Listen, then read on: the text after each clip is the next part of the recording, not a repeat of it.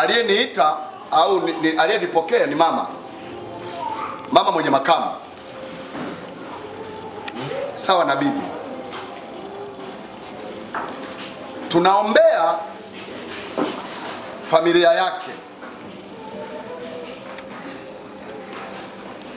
Nikamweleza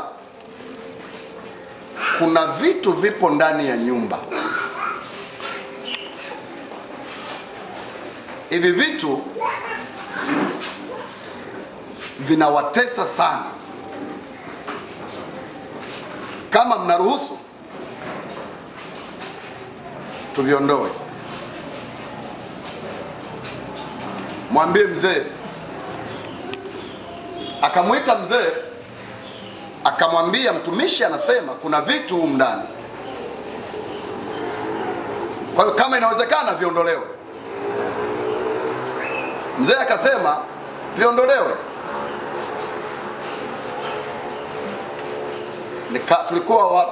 Nilikuwa na watumishi wengi, kama watumishi 4 5. Nikawaambia waende wachukue jembe, tukaenda kwenye ukuta, kulikuwa na korido, ukuta na ukuta, tukachimba chini, tukatoa kitu kilichokuwa kimezikwa mle ndani.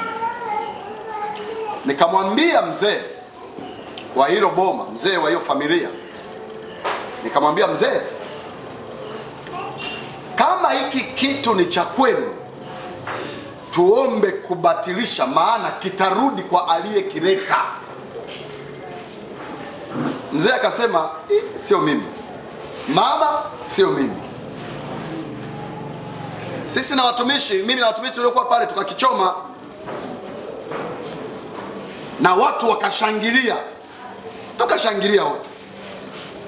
Siku ya 3 mzee akamwambia mke wake, maana mzee alikuwa na wake wawili, akamwambia mke wake, mmenivua nguo.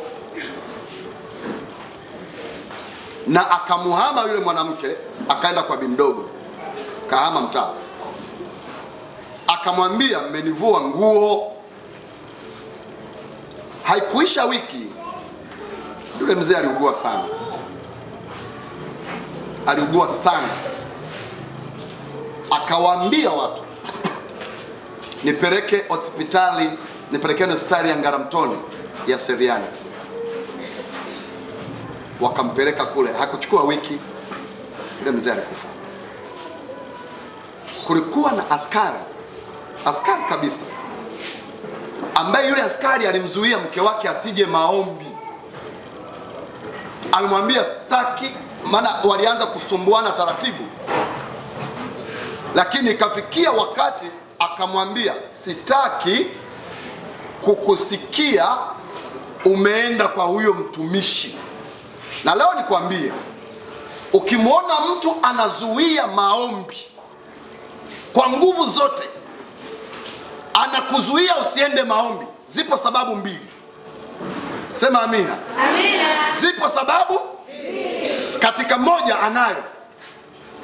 Sababu ya kwanza, kuna ambao wanapokea maneno kutoka kwa watu, maneno ya kuichafua imani.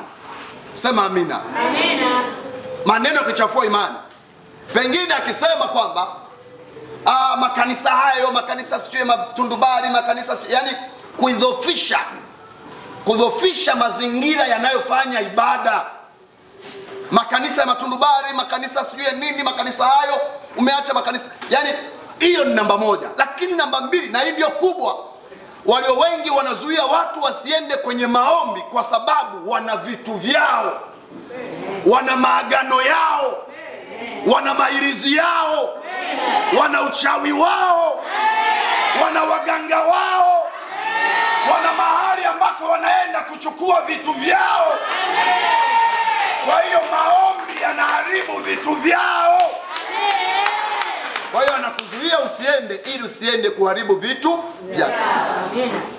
Ili ukiona mtu akwambia nenda maombi, hakuna shida na maombi, kuna neema iko hapo. Yesu makofi.